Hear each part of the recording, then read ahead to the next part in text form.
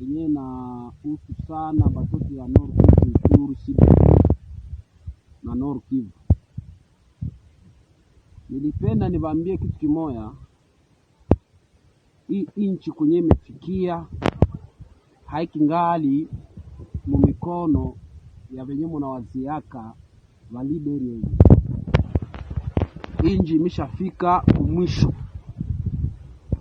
na kama hatujiprendre ya charge si rahia, surtout jeunesse ya Nord Kivu, surtout jeunesse ya Nord Kivu na Ituri na Sud Kivu, tutakosa kwa kwenda, tutakimbia, tutachinjiwa na kila mtu atakosa kama aende wapi wala afanye nini.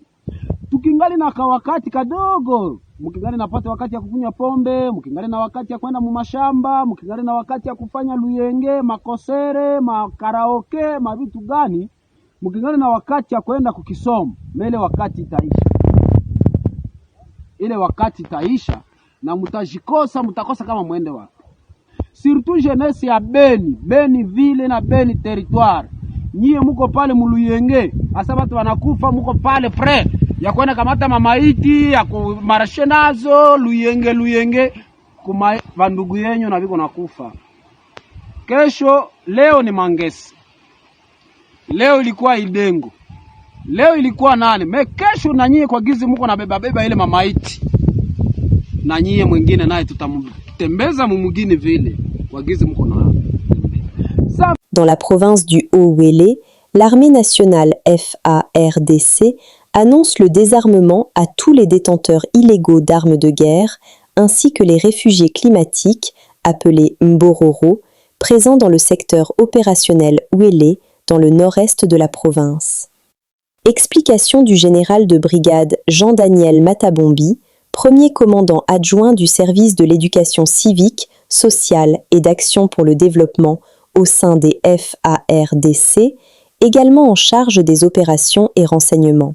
Le chef d'état-major général adjoint des forces armées sur place, l'auditeur supérieur, il est sur place. Il faut qu'on pose des actes. Dans le cadre de la conduite d'opération, il y a tolérance zéro. D'après les informations à ma possession, beaucoup de chefs de chefferie ont été corrompus par les Mbororo. Normalement, dans la cour du chef, vous allez voir les poules, vous allez voir les chèvres, vous allez voir les moutons, vous allez voir même les cochons. Mais ces derniers temps, on commence à voir des vaches dans la cour des chefs. Il y a un problème. On vous donne 5 vaches. Non, voilà, il y a un endroit là-bas. Après, vous prenez votre petite fille et vous la faites marier au Mbororo. L'armée va venir intervenir. Les gens commencent à dire, beau frère, la mission, il faut tout bombailler. Vous comprenez ce qui se passe à propos du phénomène Mbororo. Et aujourd'hui, les villages sont occupés, on est en train de détruire les champs de la population. Il y a déjà l'instruction du chef d'état-major général des armées pour les désarmements forcés. Celui qui ne veut pas remettre l'arme, les militaires vont ouvrir le feu. Il n'y a que les militaires des FARDC qui sont les détenteurs légaux des armes de guerre. Pas un autre étranger. L'ordre est déjà donné par la haute hiérarchie pour les désarmements forcés. Bon, les amis, faites attention, les M23 viennent d'adopter en fait une nouvelle stratégie de communication. Comme là, ils ne savaient plus quoi faire, et bah, qu'est-ce qu'ils sont en train de faire maintenant? Ils créent en fait des sites internet et tout ça, comme quoi c'était des médias, et ils commencent à republier des articles sur la situation dans l'Est de la République démocratique du Congo. Donc si vous voyez des informations qui circulent là sur la toile ou sur des sites internet et tout, un peu louches comme ça là, qui disent que les Américains doivent mettre la pression au président Félix Tshisekedi, il faut que les présidents de la RDC puissent accepter en fait de faire des concessions avec les M23, il faut qu'il accepte que les M23 puissent administrer en fait certains territoires dans l'Est de la République démocratique du Congo. À un moment donné, pour trouver la paix durable et tout ça, il faut que le président Félix Tshisekedi laisse quand même la mine de Roubaïa aux mains des rebelles pour que la paix revienne en République démocratique du Congo. Les amis, ce sont les M23 en fait. Ils ne savent plus quoi faire. Donc c'est la nouvelle stratégie de communication de Kigali et des M23. Et donc, en faisant ça, en fait, ils pensent que les Congolais vont se décourager, tout ça. Ils pensent que les gens vont quand même se dire, ah ouais, il y a des médias internationaux, il y a des gens qui commencent à parler, qui mettent la pression au président de la RDC, que non, il faut qu'il y ait dialogue, il faut que la RDC accepte, le gouvernement congolais accepte de laisser une partie de la République, de faire des concessions avec les M23 pour que les M23 puissent rester pour un moment. Non, ça ne va pas se passer comme ça, les amis. Donc, le président Félix Tshisekedi est déterminé. Donc, il n'y aura pas de concessions avec des rebelles. Tout ça là, ils ne vont pas administrer quelque chose en République démocratique du Congo. Déposer les armes, quitter Goma, quitter Bukavu, quitter Rubaya. C'est tout, c'est simple. Et vous serez traqués. D'ailleurs, je viens d'apprendre là que la commission d'enquête internationale de l'ONU débarque à Goma pour enquêter sur les rebelles. Béni, les 5 corps acheminés à Boikene dans des jeeps de l'armée. Les 5 corps des pygmées tués lors des récentes attaques attribuées à l'ADF ont été acheminés ce mardi à Boikene à bord de jeeps de l'armée.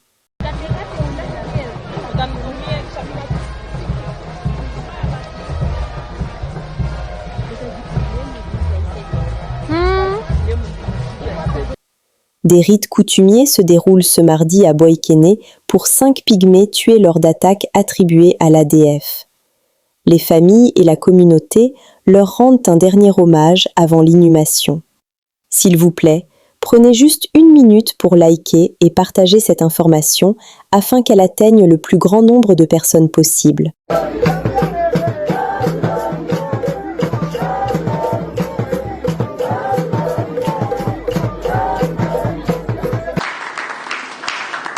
Des jeunes Congolais du Nord Kivu ayant reçu la bourse du gouvernement provincial du Nord Kivu viennent de boucler leur formation professionnelle en Italie. Pendant une dizaine de jours, ces boursiers de la province ont été formés en travail des bois et en gastronomie italienne. À leur retour à Béni, ils sont allés remercier les gouverneurs militaires du Nord Kivu, le général-major Évariste Somo, à son cabinet de travail ce lundi 1er juin 2026.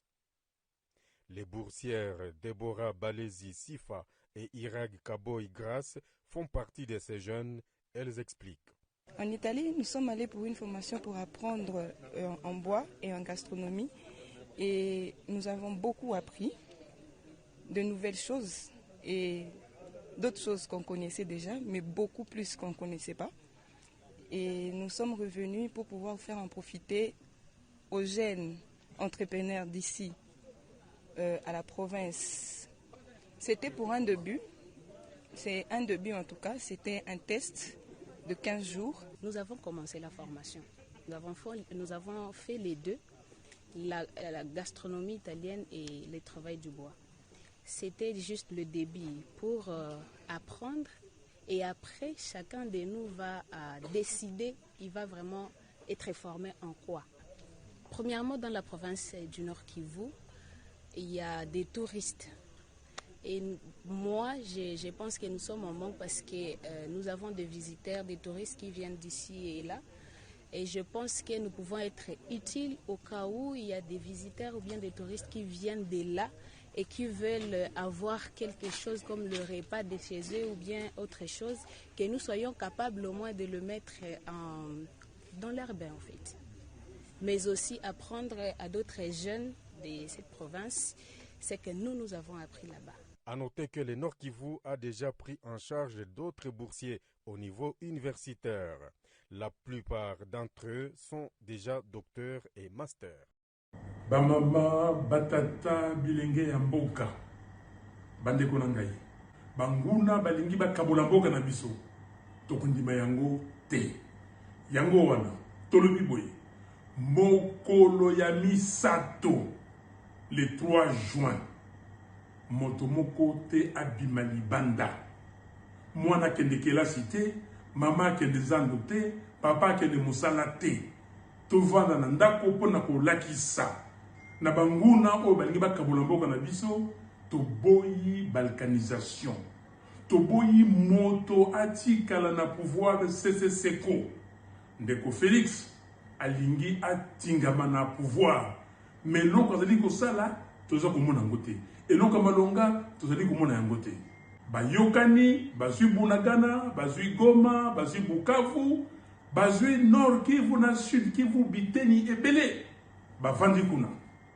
ye sikoyo alingi asalisa référendum changer constitution pour sikoyo baloba ke bato oyo ya M23 bazwi mabele na biso kuna batikela kuna libela bakabola mboka na biteli mibale ceux qui peut misato toyebi te est-ce que tokondima yango wana tolobi toboyi balkanisation ndeko Tshisekedi oya bunda atia basoda biso no tosangana elongo bana ya Congo tobengana banguna ye alingi makambo mususu alingi makambo pouvoir tokondima yango te moto moko abima te tolakisa ye te ke toboyi makambo wana tolakisa ye ke tolingi Congo ezala ekolo moko ndenge tolobaka ekolo bo moko tolakisa ke biso bana ya mboka tolingi unité tolingi cohésion nationale bandeko na ngai constitution yango te moto ezali kosala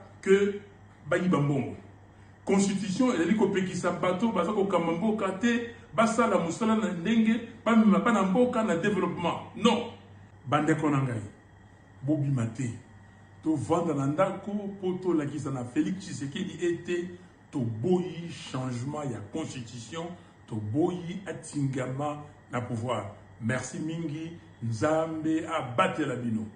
Lorsque la RDC connaît des journées telles que celle de Villemort, les conséquences chiffrées peuvent être désastreuses. Ça, beaucoup de gens l'oublient. Conséquences d'abord sur le plan économique. Le pays perd en une journée plus de 322 millions de dollars en termes de PIB ou de production. Plusieurs rapports de la Banque mondiale, du FMI, TAMRAP en disent long. Sur le plan des finances publiques, les trésors publics perdent en une journée plus de 40 millions des recettes publiques. Qui va payer tout ça? C'est le petit peuple, c'est la petite économie qui va en souffrir. Ce sont nos petites entreprises, nos petits commerces, les tenanciers des boutiques, des pharmacies, des petits restaurants, les taximans, les motocyclistes qui vont le payer cash. Ce ne sont pas les responsables politiques, pas les membres du gouvernement, pas les parlementaires, pas les hauts fonctionnaires. Ce sont nos populations qui vont en pâtir. Sur le plan social, jusqu'à 5720 personnes meurent dans nos hôpitaux lorsqu'il y a ville morte à cause de l'absence du personnel médical. 5720 personnes, dont plus de 3000 enfants. Pensez-vous que ce sont les enfants de ces responsables politiques qui risquent d'être parmi les victimes?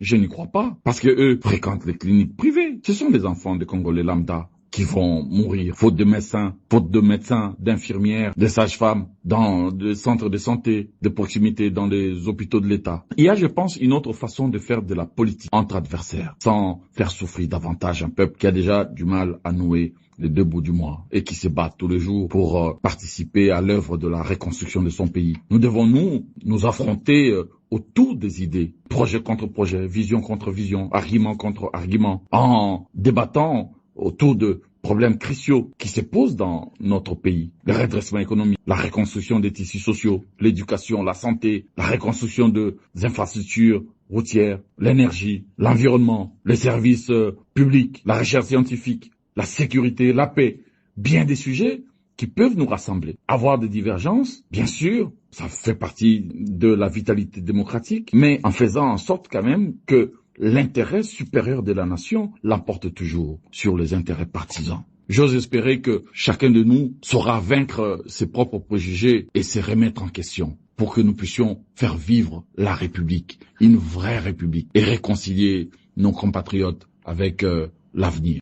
Le mercredi 3 juin 2026, il n'y aura de ville morte que pour certains responsables de l'opposition et peut-être les membres de leur propre famille. Tous les autres Congolais vont vaquer à leurs occupations comme tous les jours. Tous les agents publics de l'État, qui du reste sont dans l'obligation d'observer le principe d'apolitisme et de neutralité de l'administration, sont appelés à être présents à leurs différents lieux de travail, qu'il s'agisse des agents du régime général, au niveau des institutions, au niveau de ministères, au niveau des services publics, des régies financières, des inspections diverses au niveau de nos communes que ceux du régime particulier, des régimes particuliers, les enseignants au niveau des écoles, au niveau des universités, au niveau de cours et tribunaux, la police, l'armée.